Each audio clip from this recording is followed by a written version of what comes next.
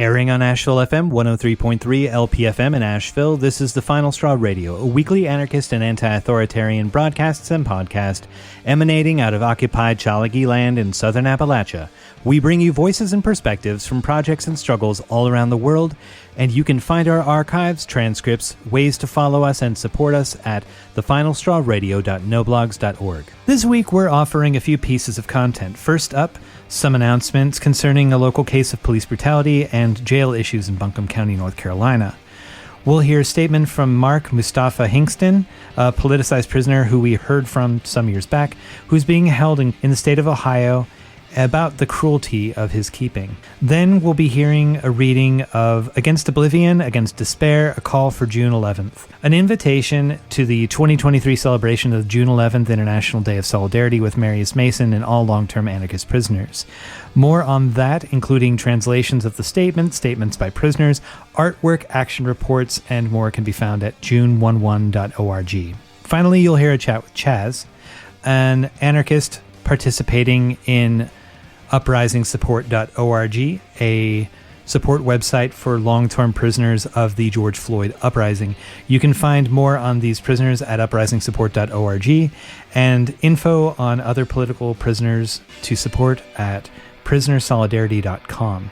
To hear our past episodes on anti-repression or June 11th, more specifically, check out the links in our show notes. We'd also like to suggest recent episodes from the Channel Zero Network member shows, such as It's Going Down podcast, entitled States of Incarceration, Abolition, Revolt, and Organization. Also, Coffee with Comrades episode simply titled June 11th. Now, a couple of quick announcements. On May 17th, Asheville Community Bail Fund posted a secure bond for someone currently incarcerated in the Buncombe County Detention Facility. This person has still not been released. After spending hours and days trying to get answers, the Asheville Community Bail Fund has learned that this bureaucratic nightmare revolves around an order for an electronic ankle monitor for the person. The court has already been instructed to pause such orders, but did apply it here anyway, putting this person in a legal limbo, particularly because the service is not currently available. So this bond has been paid, this person is waiting to be released, and there's no way of resolving the issue to release this prisoner. So, there's a suggestion to call the DA's office to demand that they stop ordering electronic monitoring that cannot be delivered on and drop existing orders. Otherwise, it's just a dishonest way of denying people access to pre-trial release. You can call the DA at 828-259-3410. Also in the Asheville area, Devin Whitmire is an African-American man who was piled on by a bunch of Asheville police. This was videotaped by his fiancée, and he is now being held pending bail. There's an Instagram account called Apply the Pressure Committee that has more information on Devin's situation, and there's also a couple of fundraisers going on right now. Devin and Devin's fiance were evicted from housing because of this situation, and so could use support to get into a new housing. Also, folks are trying to bail Devin out of jail and could use some support with that. So you can find notes on that in the show notes or by checking out Apply the Pressure Committee on Instagram. And now a statement by Comrade Mustafa Hinkston. This is none other than Comrade Mustafa, and I'm reporting live from the other side of America. Here in the infamous Lucasville, which these tyrants have referred to as SOCF, and where I'm currently being held against my will, those filthy pigs have created an isolated torture chamber in K2 cell block, which is designed specifically to destroy the mind and the soul of black men. There's 40 cells in K2 cell block, 1 through 40 ranges. They're filled with black faces with the exception of 3. And the white faces are becoming less and less as these racist and self-hating administrators continue to produce new elements of a fake program that will no doubt allow them to stereotype and profile black prisoners. In the K2 cell block, prisoners are subjected to the harshest of living conditions. Most of the cells have been labeled as out of order since there are plumbing and electrical issues. In some cells, the toilets don't even have the water pressure enough to flush urine and feces after these facilities are used. This leaves prisoners to live with the smell, germs, and bacteria in their immediate living quarters, day in and day out, as they perform daily rituals such as eating, praying, sleeping, etc. In some cells, the lights don't work, so prisoners don't have adequate light to read or write. To add to this, the cell block isn't operative. There's no laundry services available, period. The prisoners are not allowed to properly groom themselves, and there's no barber services provided. And the corrupt prison officials refuse to give prisoners razors on the appointed day of Monday, Wednesday, Friday. Further, when they do give razors, they commit unthinkable deeds like they'll place someone else's used razor in the bag with your cell number on it, which is unsanitary and subjects you to contracting a disease. The food trays always have less food on them than that which is nutritionally appropriate by, quote, healthy heart diet, unquote, standards. This is the type of diet being enforced by the Ohio Department of Rehabilitation and Corrections. Yet the prisoners in K2 cell block are not allowed to buy food items from the commissary to compensate for the lack of nutrition provided. In essence, the captives of K2 are being starved as a torture tactic. And to further add insult to injury, the oppressed brothers in K2 cell block are not provided with any mental stimuli. There's no TV, no radio, very few books to read. There's no library services at all. We can't use the phone for months at a time. And the commissary services won't sell U.S. postage or embossed envelopes either, so we can't communicate with our family and loved ones or comrades for months at a time. This creates a state of depression within the K2 cell block that's so thick that it can be cut with a knife. The temperature is freezing in this torture chamber, cold as ice. But the prisoners won't attempt to get the windows closed because ultra-aggressive, corrupt prison officials continuously use excessive force on prisoners via chemical agents like riot canisters of mace, which cause everyone in the cell block to choke and get sick. Add all of this along with the element of racial imbalance, and it equals black torture. The oppressed brothers of the Lucasville torture chamber are appealing to the People's Army for aid and assistance now. To get involved, contact Annette Chambers Smith, the Ohio Department of Rehabilitation and Corrections Director.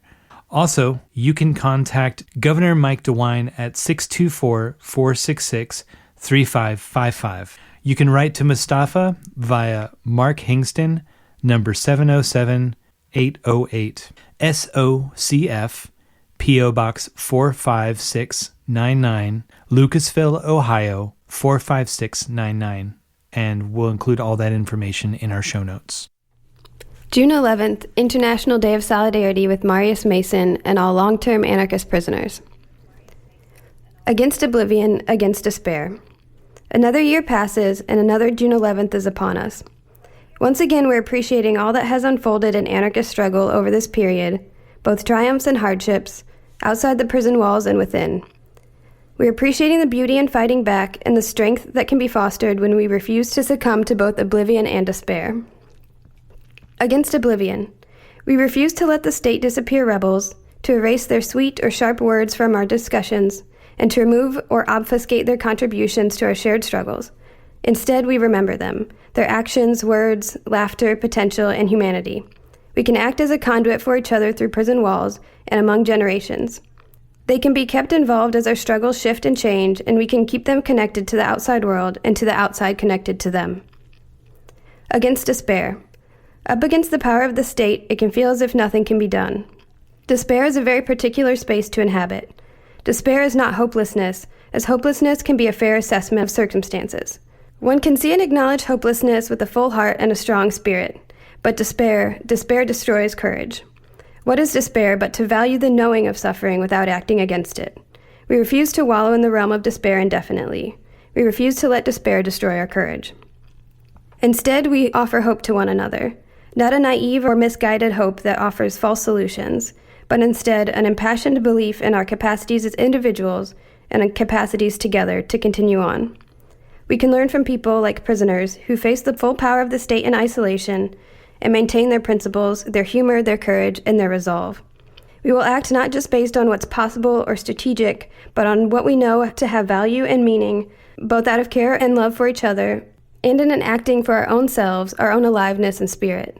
Imprisoned comrades are often an incredible example of persevering in the face of hopelessness, of coming out on the other side of it to fierce activity of nothing to lose and nothing worse to be feared. Prisoner updates. Over the last 9 years since coming out to friends, family, and supporters as a trans man, Marius Mason has advocated for himself inside the Bureau of Prisons to get his legal name changed, to get access to hormones, and to get transferred to a men's facility, paving the way for others to do the same. He started the Day of Action and Solidarity with Trans Prisoners. In his message for the day earlier this year, he says, "We are closer to that goal than ever before as trans prisoners." This year, the Transgender Executive Council began meeting again to make decisions about transitioning in the Federal Bureau of Prisons. Several prisoners, both trans men and trans women, were told that they had met the requirements for medical transition and were approved for gender-affirming surgeries. I was one of these fortunate few. We see how precarious these victories are when we are at the whim of our enemies. More than anything, we want him out. This year, we take bitter solace in acknowledging that the majority of Marius' sentence is behind him. He has 8 of 22 years remaining. Eric King, who has suffered horrific abuse in federal prison, is finally getting out this year. After being acquitted last year on charges of assaulting an officer, he was returned to the Supermax, where his access to phone and communication, time out of his cell, and even legal visits are extremely restricted. He and his team recently filed a lawsuit against the prison. As his release fund is getting significant support, Eric and his family continue to be strung along by the BOP, disputing the time and location of his release. Michael Kimball has been dedicated to building collective power in Alabama Department of Corrections, supporting other queer prisoners, participating in collective resistance, and sharing radical history with others, all while healing from multiple injuries with poor medical care. He met someone special inside and got married last year. Alfredo Cospito has continued to fight the state from prison. Since his initial sentencing for wounding a nuclear executive and an additional life sentence for other previous actions, he continues to be hounded for his unrepentant anarchism. The latest trial against him and other comrades began in March of this year, many months into his hunger strike against the conditions he is subjected to. The Italian state attempted to bury him in the tyrannically isolated 41 Beast dungeons last year, and he began a hunger strike against this non-life last October, inspiring innumerable actions around the world. He recently ended his hunger strike in victory and is beginning his recovery. Anna Beniamino, Alfredo's dear comrade and co-defendant during the Scriptum Manent trial, also took part in a hunger strike in solidarity with him from her place of imprisonment, but later withdrew to recenter Alfredo's fight. Dan Baker, coming up on the end of his 3.5-year sentence, has been facing an onslaught of harassment and abuse. His books and personal items have been confiscated, and his email and phone communications severely restricted, including his ability to communicate with his lawyer, as prison staff are doing all they can to punish Dan for his beliefs. Dan has endured physical assault, the denial of health services, including restricting his access to asthma medication and treatment for a tumor, all as retaliation that seeks to jeopardize both his release date and his housing options post-release. Legacies of Resistance and Resilience. The history of June 11th is deeply connected to actions taken in defense of the earth. Starting with now former prisoners from the Green Scare, it continues with Marius, who still has 8 years remaining of his sentence. Despite the state's severe criminalization of earth liberation and land defense, these movements and activities in the U.S. cannot be repressed. Many struggles are not only ongoing, but expanding and gaining power. Indigenous people continue to fight to protect their land from colonizers and extraction in the so-called U.S., Canada, Chile, France, and Mexico, just to name a few. Over the last 2 years, the movement to stop Cop City in Atlanta is demonstrating how even the threat, and in Marius's case, the reality, of decades in prison is still not successful in scaring us into passivity.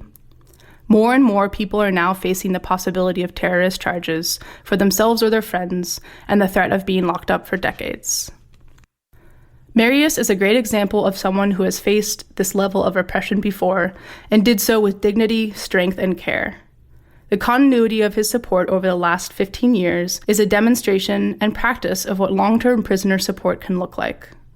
The refusal of his abandonment by supporters can hopefully give some strength to forced offenders and rebels as they face down the threats of the state. Other Green Scare cases have successfully challenged enhancements or lengthy sentences despite the fear-mongering of the state. Whether charges stick or not, we can try to build a legacy of connection and support for those who act. As the state continues to lash out against women, queer, and trans people, crafting new laws to police our health and well-being, whether in the stripping of our access to abortion or the governing of our access to life-saving hormones, surgeries, and gender-affirming care, we're reminded that anything that the state grants us can easily be stripped away, and that our struggles are deeply interconnected and must always remain so. Drag shows have become the latest ground for violent confrontation as we dare to gather together. Transphobes continue to stake out space at university talks, on television, and walking down the street. Abortion clinics are seeing more opposition on the ground after the repeal of Roe v. Wade. But even as powerful and more visible opposition emerges, so does our capacity to act. Queer spaces are refusing to cancel events and instead practicing and enacting visions of proactive self-defense. Clandestine actions across so-called North America have targeted fake abortion clinics, as well as churches that spew pro-life and homophobic rhetoric. Jane's Revenge, a nod to the underground network of abortion providers in Chicago in the 70s, is a reminder that we need not sit idly by and watch as life-saving resources and our humanity are stripped away. As terrifying as these times are, it is important to remember that we do not have to give in. What feels like an undoing of progress can also be seen another way, as the facade lifting and the violent project that is the state continuing to reveal itself. The legacies of informal groups like Bash Back, and of course individual queer people, like Michael Kimball, imprisoned for defending himself against a violent, racist homophobe, remind us that queer and transphobia is built into the very framework of the state, and that legacies of autonomy, self-defense, and survival outside of the existing resources will always be vital to prioritize. We can stop shaking our fists at power, hoping it meets our demands. Power never cedes itself to demands. What we can do is continue to become adept at tools to protect ourselves, whether that's honing our ability to fight and hold ground, grow skilled in healthcare outside of state infrastructure, and deepening other means to stay anonymous, adept, and as free as possible, as well as exercising our capacity to act. Despite the terror of prison, Michael Kimball continues to advocate for his own release, has found love and a network of queers inside the prison walls with whom to stand alongside. Jennifer Rose has a history of standing up for herself against prison administrations, participating in collective resistance, and writing and contributing to queer advocacy. Marius has fought inside prison for access to gender-affirming resources, including a transfer to a men's facility. We should celebrate his hard-earned triumphs, while also remembering that most trans prisoners don't have access to these things. It's worth celebrating victories, and also important to remember that shifts in our society at large trickle down to prisoners. Changes in the greater, free world that limit our access to life-saving hormones, queer spaces, name changes, and the like will certainly impact prisoners most severely. As the state continues to encroach on our autonomy, and as violent policies remain commonplace, we must embrace the reality that all we have to protect us is ourselves. The state, its police, and prisons will always enforce boundaries of race, gender, and class. We understand that violence against queer people is still a daily reality for so many, even more so when it intersects with anti-Blackness, racism, xenophobia, and poverty. And as anarchists, we're never interested in freedom for some. It's about freedom for us all. There will always be risks, and the unfortunate reality of the world is that living openly as ourselves can bring policing, prisons, or death. But we can learn from the legacies of resilient and courageous queers, incarcerated and free, to not back down or live in fear or despair. Let us be strong, fierce, and unwilling to abandon one another. People have been rising up against the police as long as the police have existed. In the US and around the world, the intensity of anti-police activity ebbs and flows. Again, with movements and actions against state violence, against the police, and against police killings of Black people, we see the failure of the state's threats and imprisonment to pacify us. The next round of struggle has already started by the time prisoners from the last round are released. Eric King is just finishing up his 10-year sentence for actions taken in solidarity with the Ferguson Uprising in 2014. Josh Williams, given the longest sentence of anyone arrested at Ferguson protests, is also approaching the end of his sentence. In the last couple years, we've seen the sentencing of George Floyd Uprising prisoners. Malik Muhammad, given one of the longer sentences from 2020, is a couple years into an almost 10-year sentence. Around the world, we see militants in France, Chile, Haiti, and elsewhere facing down the police. In Russia, we see anarchists attacking not just the police, but military infrastructure. Waves and waves of crowds and individuals continue to decide that, despite the risks, it's worth standing up to the police. Spreading embers. Many of us know what it feels like to sink into despair, when the losses add up and pushing through feels insurmountable. But an integral part of the anarchist spirit is facing that despair head on, with the determination to burst through it and continue on fighting. Anarchist prisoners are a prime example of this spirit. They have faced the state head on, faced the uncertainties of felony trial and state pressure, and remained courageous in the face of repression, as well as the daily dehumanization and violence that occur inside prisons. Their cases can teach us about tactics, approaches, and the case against them can illuminate the arsenal of tools utilized by the state. Rebel prisoners show us what it means to live courage, resiliency, and determination. The terrain of struggle looks wildly different than it did even 10 years ago, and we are constantly adapting to a changing context. But our struggle remains interconnected, and they carry on. Sometimes the impact of things feels pointless, intangible. But the reality is that the struggle for freedom is constantly unfolding and is yet unwritten. Anonymous actions from across the world remind us here and now that we are not alone in our anger at this system, and that it is possible to move through fear, anxiety, and despair in order to continue to fight. Rebels known and unknown illustrate that it is indeed possible to act for our freedom here and now. Two tools of the prison system are isolation and time. Isolation that wears on the spirit of those locked away, and time that passes as we on the outside can become distracted by all that grasps for our attention. But we can refuse to allow these approaches the success they seek. We can remind prisoners that they are not forgotten, that their contributions are part of a continued fight against domination and in search of total freedom. The stakes are indeed high, and wanting to avoid the atrocities of prison are very understandable. But when we continue to include anarchist prisoners as an important part of our struggle, we pay homage to their contributions and show that we are not backing down despite the risks. Allowing the prison's tactics of division to be unsuccessful is a small but vital contribution to weakening its totality. When we show that being locked up will not make someone forgotten, we demonstrate that the horror and alienation that prison thrives upon does not have to take root. For every coward that has sold away their friends, lovers, comrades, and values for the paltry offerings of securities or comfort, there are strong hearts who refuse to abandon their commitments in the face of repression. Let us celebrate their additions, their heart and spirit, and their lives as we refuse to let our passions for freedom be obliterated. We are here because we refuse to fall victim to despair. Neither will we allow our friends, compas, comrades, or homies to disappear into oblivion. We reach out to them however we can, with letters and visits, with money on their books, by shouting their names in the streets and writing them on walls, while the imprisoned continue with their contributions from the other side. No struggle or its gatherings can occur without others being reminded of those that fought and got locked away, nor those who died. Not least of all, we carry all of them in our hearts as we carefully proceed through the darkness, continuing our collective fight. This way we keep them close, no one forgotten, and not one fiber of this society forgiven. Those intricate strings tying together the means of domination are within reach, and we carry on the efforts to sever every one. We do not rely on empty slogans, letting anarchy die like a shallow breath exhaled from our tepid mouths. Acting on our desires, we reinvigorate the lifeblood of our fight time and again. So we continue to breathe fire upon the machinations of civilization and all those attempting to police our revolt. Increasingly isolated, with spreading embers lighting the path to their uncertain footing, we will collapse the pale corpses propped up as dominant edifices above us.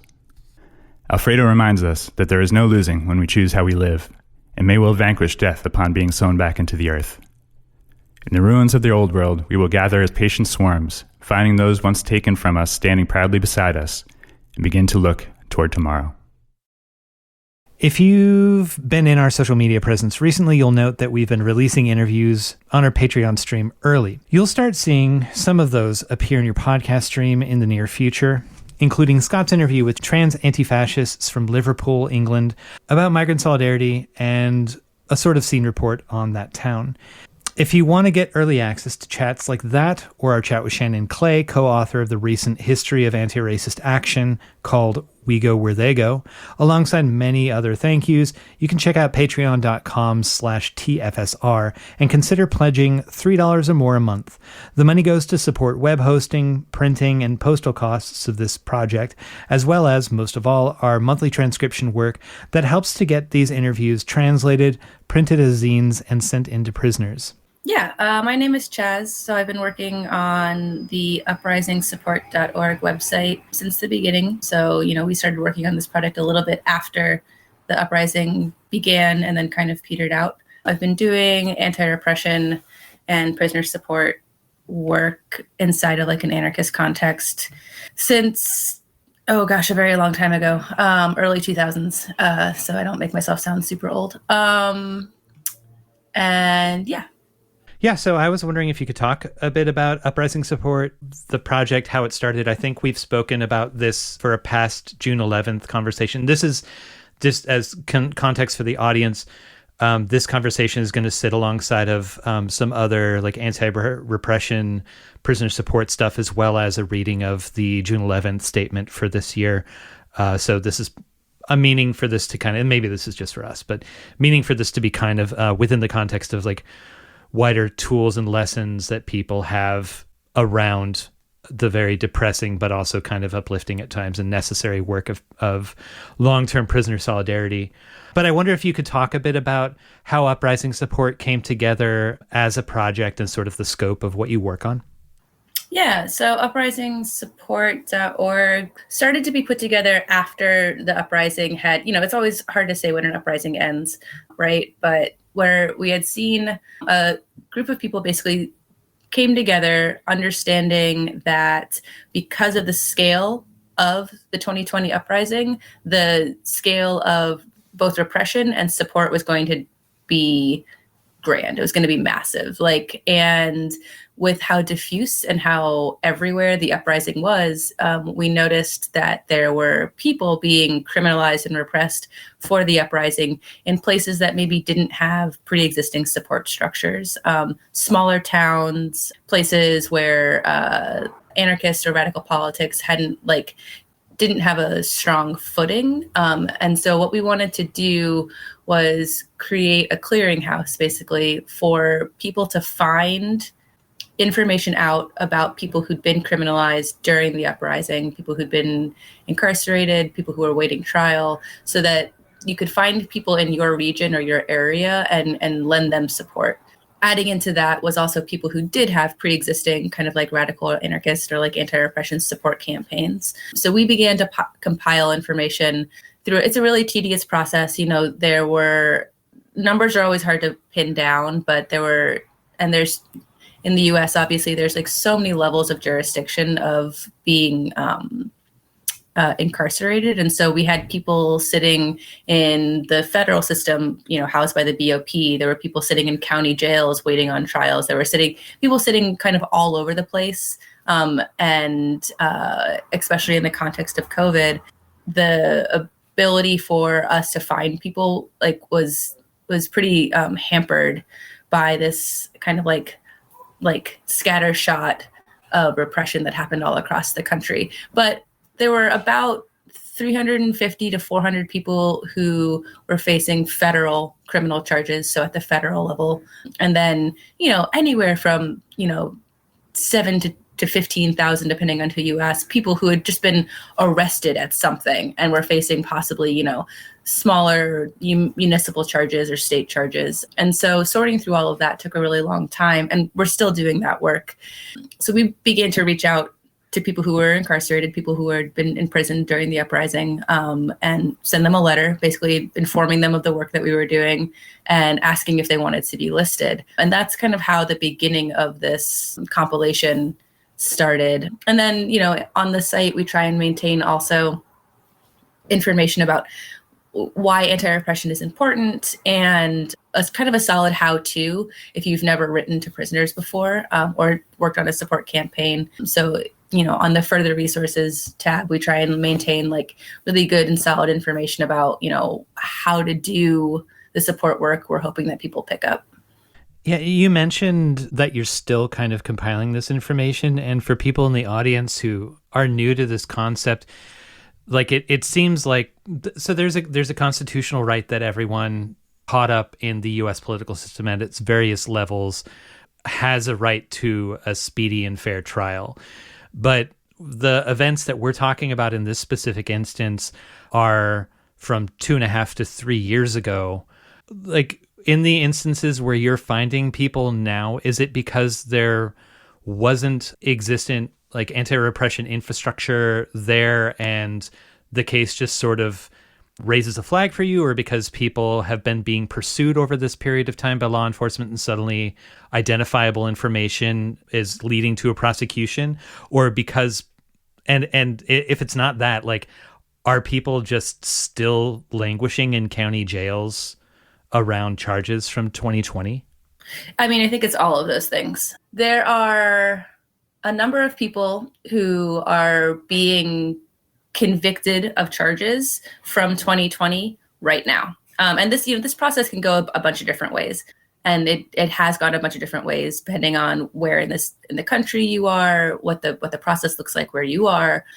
Your right to a speedy trial is a really complicated matter, and I am definitely not a lawyer. But, whenever we're talking about rights, your rights are only necessarily, like, you only have rights insofar as you have the capacity to fight back in a kind of civil way, and civil, I mean in a non-criminal case, like non-criminal law kind of way. If you have the resources to fight back against these kind of long languishing aspects of awaiting a trial.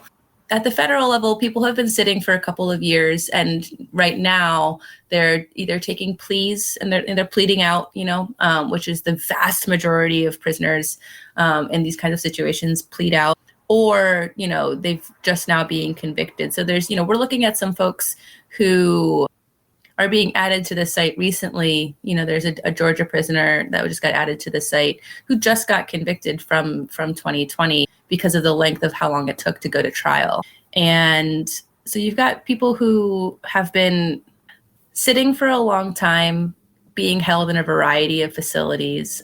There's also on our end, with the vast majority of cases that we're finding because we sit and do basic internet searches and looking for keywords that pop up and looking for cases that refer to other cases. And so, we've got these crazy big lists of people that we've been following through the court system for the last 2 years, trying to kind of understand where they're at.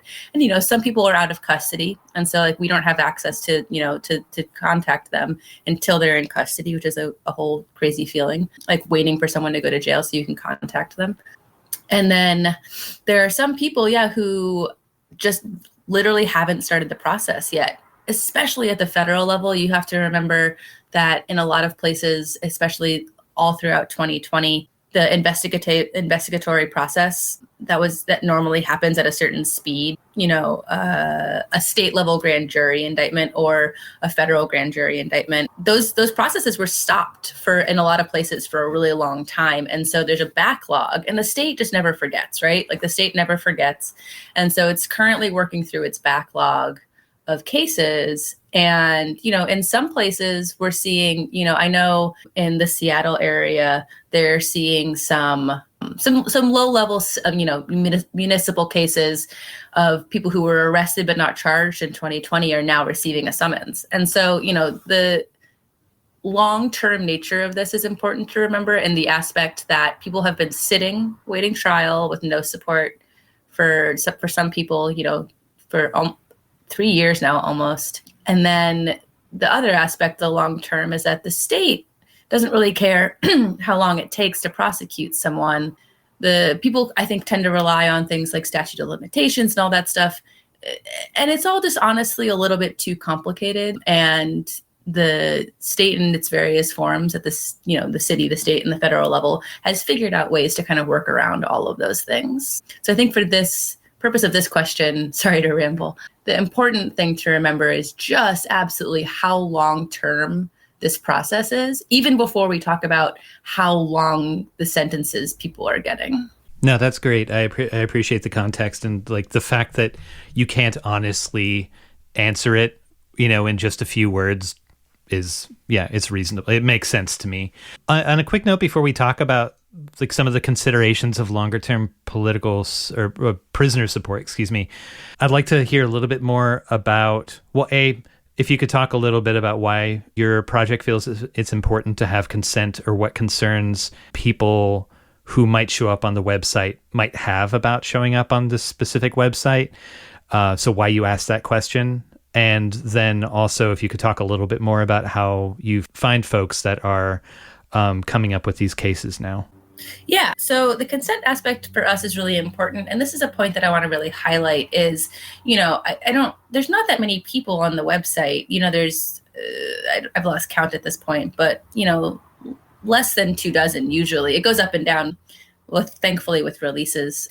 But it's such a small number of people who either are doing prison time or have done prison time for the uprising, specifically because we're only putting people on the site who either already have their own public support campaign, and we're just, copying and pasting their information because they've consented to someone to have a public support campaign, or people who we've reached out to directly to ask whether they want to be listed on the site. The site we are coming at this from a very specific political angle. Like, we're anarchists. We've been doing anti-repression work for a long time, and so that's our milieu. And so the information on the site is going to be circulated amongst, a radical and sometimes militant left, and so it's going to show up on your feed next to a picture of a burning cop car.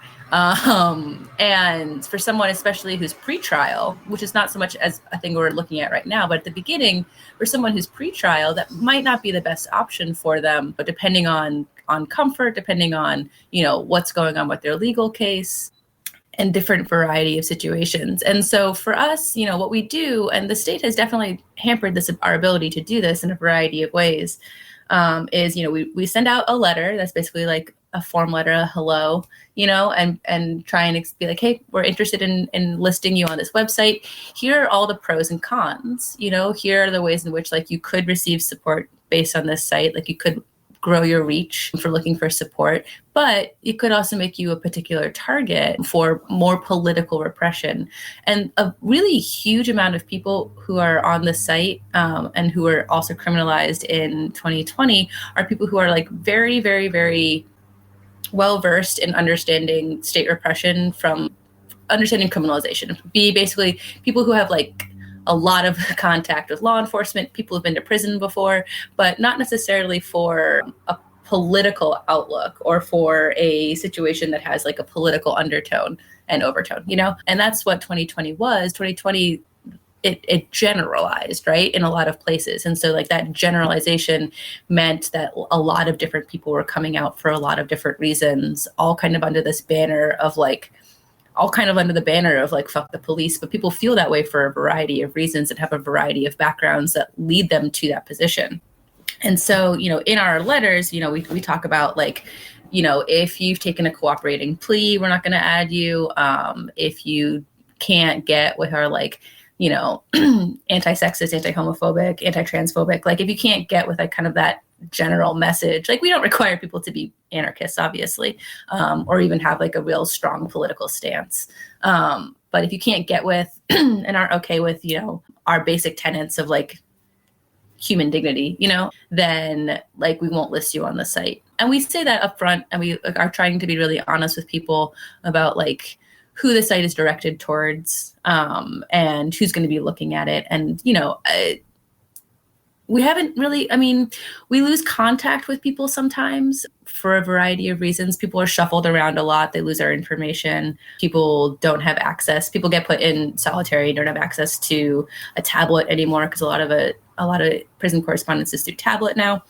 But we haven't really had anybody, we've had people drop communication, but we haven't had anybody be like, oh, hell no.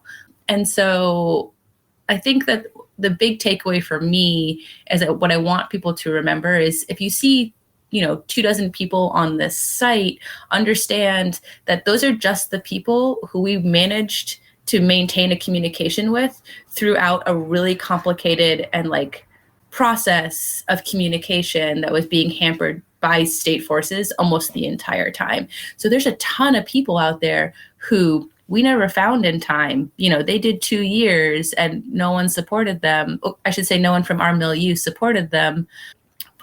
And then they got out and they got released. And we didn't find them because we didn't see the news article, or we couldn't find their name, or they were never listed, and all of these things.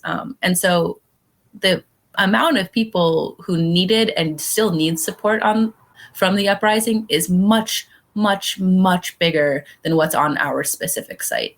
I want to get to some of the specificities and the different tools of long-term support, but I wonder if you could talk a little bit more along the lines of those shared values that you mentioned in that letter, how you found it navigating offering support for people long-term, or engaging in conversations, even if someone has an FTP point of view when they enter in to activities around one of these mass movement moments.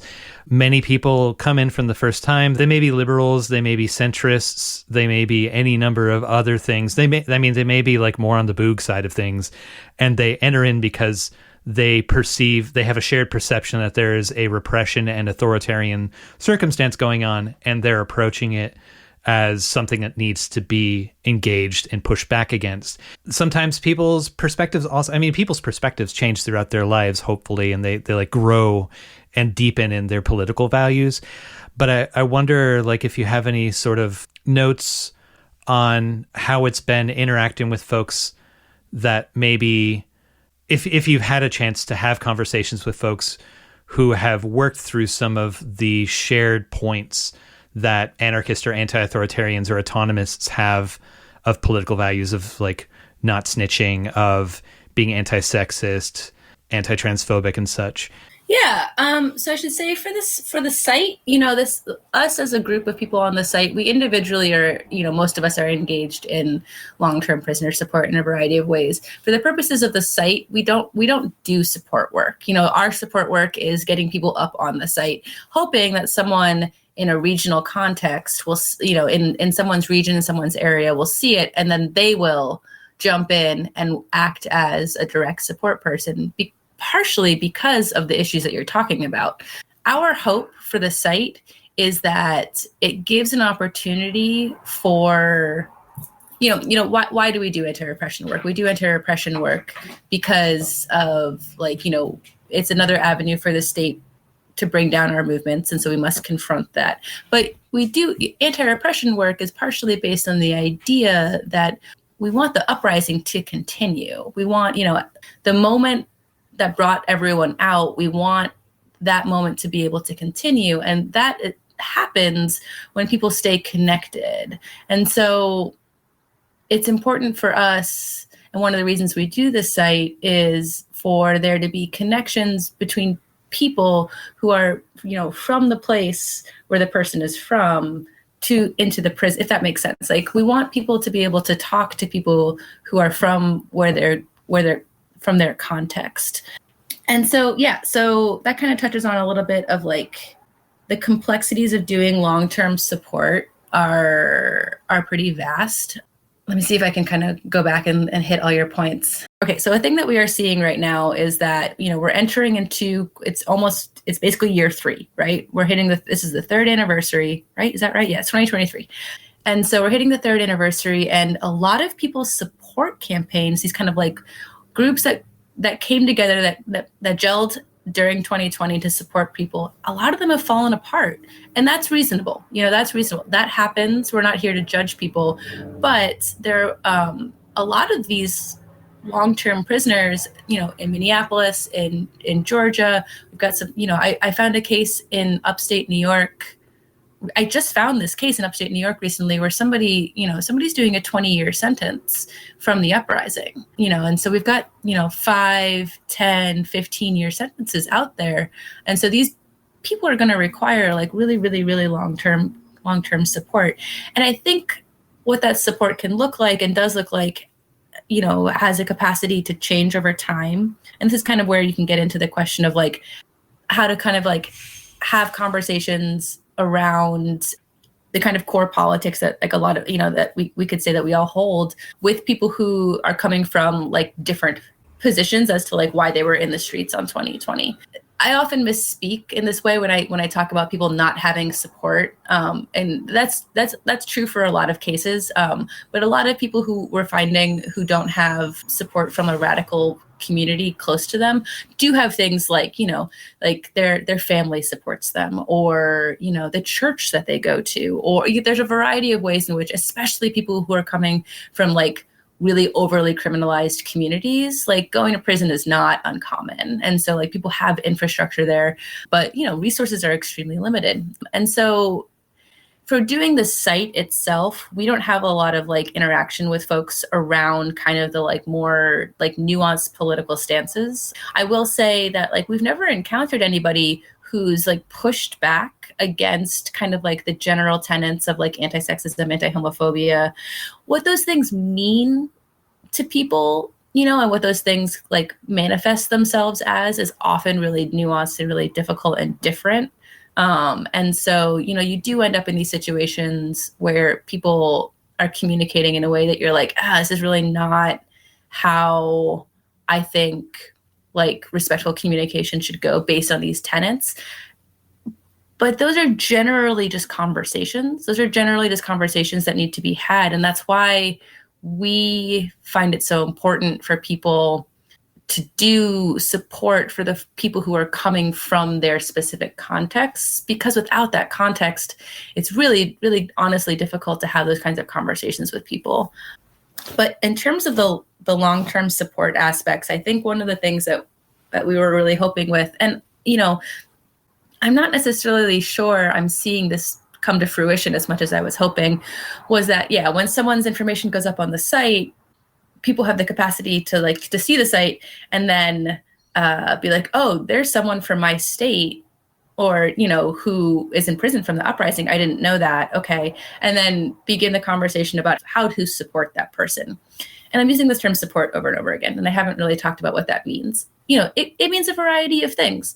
Over the years, I think we've all figured out that anarchists can definitely put together a letter writing night. Anarchists can definitely have a conversation amongst themselves and put together a night where everyone writes a card. I think that's wonderful.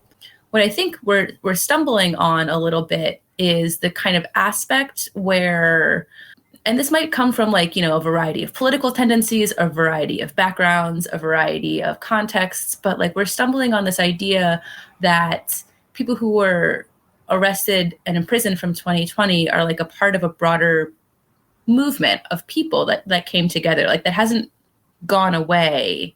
It's just now more dispersed. And so what I'm seeing is there's been a lack of traction around the idea of keeping people who are imprisoned in 2020 as a part of our movements. And I think that that's not true everywhere, but there needs to be like a higher emphasis put on maintaining relationships that are like friendships and reciprocal and based in like the growth of community and conversation with people who were imprisoned in 2020, so that when those conversations or those issues around like sexism, homophobia, anti-racism, like all of these things come up, there is space and ability to have those conversations with people who've built relationships. A point that you said is like, we want the uprising to continue.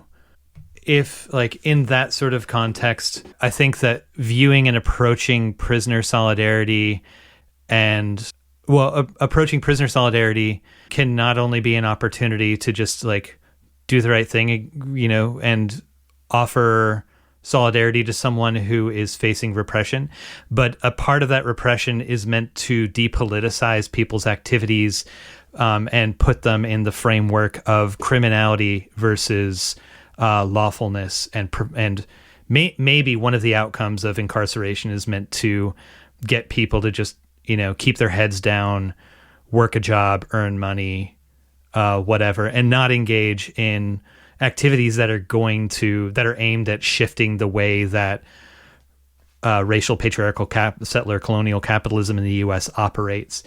Yeah, I mean, like the state is always looking for stabilization, right? The state wants to maintain like a stable field in which it can like both surveil and contain people. That's just kind of like the way it goes. And so like when things like 2020 happen and like it literally bubbles over things and the instability on like of the world in which we live is like really like shown. The state in its various forms, you know, from top to bottom is going to come back in and be like, okay, cool. How do we restabilize? How do we like go back to the normality that we had before where we were in control?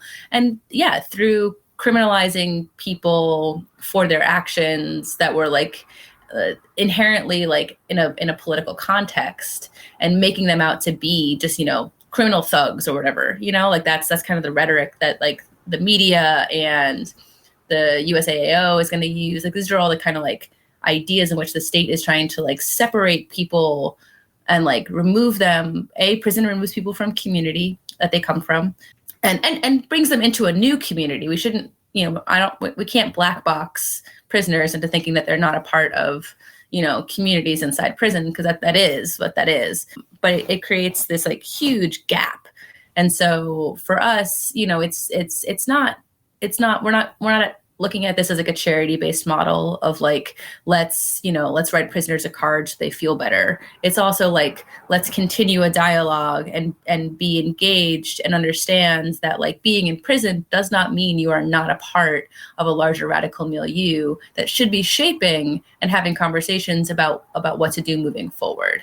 Because that is a part of like what the state wants, is to remove people from their communities and black box them into spaces in which like they can be like much more intensely managed and controlled. And so that's a big part of like what we're hoping for is with the site is that, you know, the site is just a clearinghouse. It's not doing any of the specific work, but what we're hoping is that people are seeing the information and then kind of like jumping in and engaging with people in conversation and having like and building relationships beyond kind of just like our normal tendency to kind of move into care work in this model that's really like a one directional kind of charity model. Yeah, and a recipe for burnout for a lot of people too. It's impossible. Yeah, you can't do a one-way relationship with anyone for a long time, and that shouldn't be any different in our prisoner support organizing either. So I know you said that it's a clearinghouse for information, and it's super helpful for that.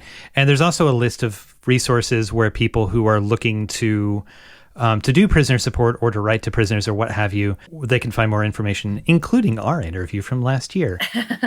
Just for folks that have already been considering anti-repression work or writing to prisoners, or have been paying attention to the impacts of this, if you have any sort of just like quick notes of things to keep in mind, if you want to start engaging in this with like a group of comrades locally. Like the one thing that sparks to me from having written to prisoners or communicated with folks incarcerated for a very long time has been not to promise something that I can't follow through on, which I've tried to make a part of my regular day-to-day life as well from that. But I wonder if you have any sort of like cues that for folks that are doing prisoner support. Yeah, I mean, I think it's okay. So there's a couple of points here. Jumping in with a crew of people and offering to do support for someone is huge, and should always be kind of done with this like idea of like expanding capacity. Start very small and expand your capacity as you move forward and grow relationships with people. It's, you know, try to imagine, and for, you know, people who are inside of our milieus who have been incarcerated can tell you this, you know, try to imagine being in just like the worst position. You're in the worst position you've ever been in, and someone jumps in and says, I'm going to give you these 10 things. And then, you know, you get like 2 of them. Those 2 things are really wonderful. You know, like you get a letter writing night on your birthday, and then you get, you know, a chunk of money at this point or whatever. But what happened you lost those 8 things. And not only did you lose those 8 things, but there's like a level of like, just kind of like personal, like hurt that goes along with that. The biggest point for me to emphasize for a lot of people is kind of that idea is like, you can't really look at prisoner support as a project that you would pick up and put down. Every letter it is a person. Every interaction is with another person, and it's mediated through this kind of like horrible apparatus. But it's not the same as, starting a garden project with your friends, and then in 2 years you're like, oh, we're all too busy now. And so that's like a really big aspect, is don't be deterred by how big the scope is, but start small. Start with letters, start with building a relationship, be honest about capacity, be honest about interests. It's kind of like you said, it's like with any other relationship, with any other friendship, like you would want people to be honest with you about what they have to give and what you would also like to receive. And that's not going to change because one person in that relationship is incarcerated. And so like really just keeping that in mind. Also patience. Patience is a huge thing. It's important to remember that like we create in our persons and ourselves, we create a lot of space for our friends to be having a hard time, to communicate poorly, to, we create this space because we can understand someone's context. I can be like, oh, so-and-so is having a hard time right now. That's why they're being a little bit short via text. But imagine that, in that context with somebody who's sitting in a cell in a in a situation where they're literally not getting enough food to eat in a lot of places, like the position that they're in is incredibly violent, like in a variety of ways, from a variety of directions. People's communication is not going to be perfect all the time. It's going to be shitty sometimes. People are going to have bad days, but giving a lot of, I don't know a better word for this, but kind of like giving a lot of grace for people to be people in possibly the worst contexts they've ever been in their lives. And so that's really important. Patience is really key. I also think that if folks are kind of like gearing up to do prisoner support, finding people in your area who've done it, writing to groups. And this is why people maintaining these anti-repression groups that have like, that are accessible is really important. I want there to be more groups out there that someone can just write an email to and be like, hey, we're thinking about starting this. Can you give us some pointers? And then, we have a lot of, over the last, several decades, we've built a lot of like institutional, for lack of a better term, like kind of like internal knowledge, pitfalls, things to do, things not to do. And you can learn a lot from people who are doing that work already. And the last point, I think, is that there are already a lot of groups, especially Anarchist Black Cross chapters around the country, who are doing support for long-term political prisoners. And it's mostly for people who are criminalized and put in prison for very explicit political activity. And so it's a different kind of like set of people. But a lot of them have been in prison for a really long time, and they're very used. So a lot of these long-term political prisoners are very used to getting just a shit ton of mail and being in correspondence with just a ton of people. They are really good people to talk to and to write a letter to and be like, I would like to start to do prisoner support, and I'm just like not sure how to start. Like, do you have pointers? Do you have tips? Like talking to these long-term political prisoners, they're just a huge, very, very patient wealth of knowledge for people who are starting out, just learning how to navigate that kind of like really fractured relationship building that happens inside and outside. Yeah, that's super helpful. In closing, are there resources that you need? Are there things that Uprising Support as a website could use help with? Or are there other ways that people can get engaged with the work that you're doing? Yeah, I mean, the biggest, probably the most time-consuming aspect for the site is still the kind of aspect of tracking down people who were imprisoned from 2020 and figuring out, what facility they're in, reaching out, all of that. And so a huge aspect for us that would be wonderful is if people have that kind of information, to feel free to email us. Please be patient. We are a very small group. We don't get back to emails exactly on the same day. But being like, hey, I found this article about these prisoners. We've been sent a handful of really big lists of prisoners that people have compiled, and we'll go through it, and there's like a lot of people that we already know about, but then there'll be like 2 or 3 people that we've never heard of, and it might seem small, but those are 2 or 3 people. They're people. And so and then we can reach out to those folks. So that's like a really big aspect is, if people come across, news articles or information, or like they know of people who are sitting in prison because of 2020 convictions, or who are still awaiting trial, please just send us that information. The other thing is, and some support groups are extremely good at this, but getting regular updates from support crews and support groups, people who are doing support for people. We're on a couple of, our emails on a couple of mailing lists, and we just get like a regular update. Sometimes it says a lot, sometimes it says very little about a specific prisoner because they've got a support crew who's like sending out these updates.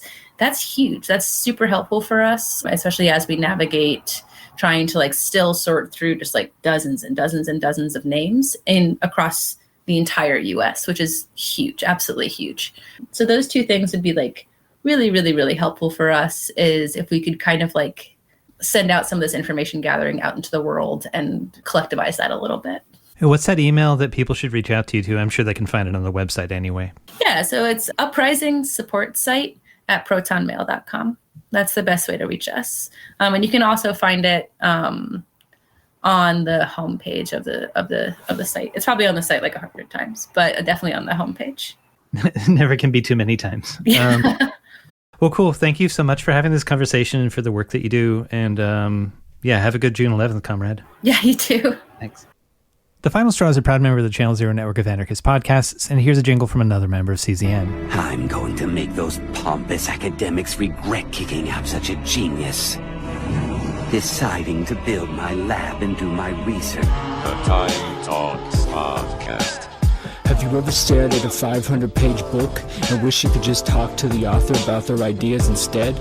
If so, the Time Talks Podcast, part of the Channel Zero network, is for you, where we discuss history, politics, music, and art with an anti-authoritarian and anarchist perspective. The Time Talks Podcast.